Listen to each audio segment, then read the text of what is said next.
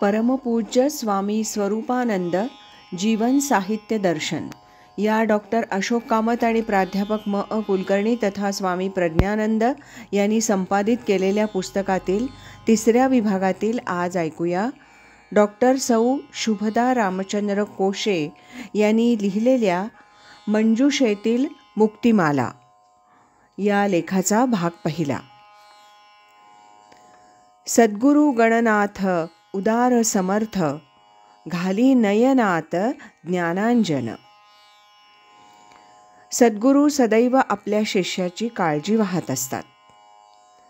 त्याला योग्य त्या मार्गावर म्हणजे उपासनेच्या आणून सोडण्यासाठी प्रयत्नशील असतात. शिष्याची योग्यता पाहून आणि पारखून त्याला उपदेश करत असतात, अनुग्रह देत असतात. हा उपदेश अनेक प्रकारे प्राप्त झाल्याची उदाहरणं आपण संतांच्या साहित्यातून वाचत असतो. कुणाला साक्षात्कार होतो, कुणाला स्वप्नात गुरूंचं दर्शन होऊन नामजप प्राप्त होतो, तर कुणाला गुरु स्वतः दर्शन देतात. काही शिष्यांना तर वर्षानुवर्ष गुरुसेवा करूनही अनुग्रह होण्यास विलंब लागू शकतो.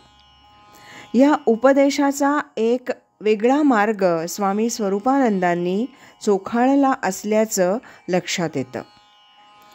तो म्हणजे पत्रोपदेश, पत्राद्वारा साधकांना केलेला उपदेश. पत्र तीही साधीसुधी नव्हेत, तर पद्यमय, रसमय, शब्द सौंदर्य धारण करणारी. गुरु हा शिष्याचा उद्धार करता असतो. शिष्याला योग्य प्रकारे मार्गदर्शन करताना जीवाला शिवत्व कसं प्राप्त होईल, नरातून नारायण कसा घडवता येईल, याचा विचार गुरु करत असतात. या जीवत्वाचा शिवत्वापर्यंतचा प्रवास कसा होतो, कोणकोणत्या पायऱ्या पार करून त्याला उन्नतीकडे जावं लागतं, हे समजावून घ्यायचं ठरवलं तर या स्वरूपपत्र मंजुषेतील 23 ते 33 या पत्रांचा अभ्यास करणं आवश्यक आहे. या पत्रांमधून उपदेश प्रबोधन असलं तरी त्यांच्या आधारेच साधकाच्या साधना मार्गाचा एक अग्रलेख काढणं सहज शक्य आहे. वास्तविक पाहता जीव किंवा जीवात्मा हा ईश्वराचा किंवा परमात्म्याचाच एक अंश आहे. ईश्वराप्रमाणेच हा सुद्धा नित्यमुक्तच आहे, परंतु हा जेव्हा मायेच्या प्रभावाखाली येतो त्याचवेळी आपलं ईश्वराशी असलेलं साधर्म्य विसरून जातो. त्यामुळंच तो या लोकी जन्म घेतो. स्वामी म्हणतात, नित्यमुक्त परी झाला देहधारी, गुंतला संसारी मायायोगे. मायायोगे अहम ममत्वाचे पाशी, बांधी आपणासी आपणाची. मानवी देह धारण केल्यामुळं अनेक उपाधी मागे लागतात.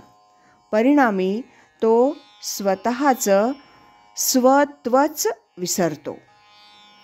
पांघरोनी देहाधी उपाधी, जीव गुंतोनी गेला त्रिशुद्धी. स्वत्व विसरलं की पाठीस लागते ती अहंता, ममता. मग तो मनुष्य मी आणि माझं यालाच कुरवाळतो. माझा देह माझा संसार, माझे घर माझा परिवार. ऐसा अहम ममत्वाचा जोर, गुंतवी भंगूर सुखदुःखी. मी माझे ही भावना, तेणे मोहिले सकल जना. मायावी हे प्रपंच रचना, खेळनाना दावी तसे. या अहंकारातून आणि ममत्वातून विविध कल्पना उभ्या करतो आणि आपणच आपल्याला बंधनात टाकतो. एकदा का प्रपंचाला आपलं म्हटलं की त्यामागून येणाऱ्या ममत्वाविषयी स्वामी म्हणतात, आपुली माता आपुला पिता, आपुली कांता आपुला भ्राता. कन्या पुत्र आणि जामाता मानितो सर्वथा आपुलीच. आपुले कुळ आपुले गोत्र आपुले शत्रू आपुले मित्र, आपुले घर आपुले क्षेत्र, मानितो सर्वत्र माझे माझे. माझा धर्म माझा पंथ, माझी संस्कृती माझा ग्रंथ, माझा देश माझे दैवत, मानितो समस्त माझे माझे. हे सर्व काही माझं माझं असं म्हणत असताना असा विचार कोणी करत नाही की मी कोण. हेच अज्ञान असतं. या अज्ञानामुळंच भवबंधन प्राप्त होतं आणि शांती किंवा समाधान काही केल्या प्राप्त होत नाही.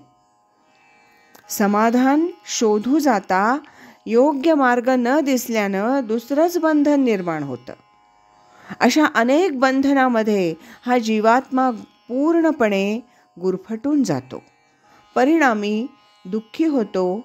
स्वामी म्हणतात, उभारोनी मिथ्या कल्पना, बांधोनी घेतो आपणची आपणा, सुखदुःखे भोगिता नाना, करीतो वंचना आपुलीच. आज इतकंच. लेखातला यानंतरचा भाग आपण उद्या ऐकूया. स्वामी माझा निरंजन, तोची सर्वा अधिष्ठान, अधिष्ठानी ब्रह्मानंद, श्री स्वामी स्वरूपानंद.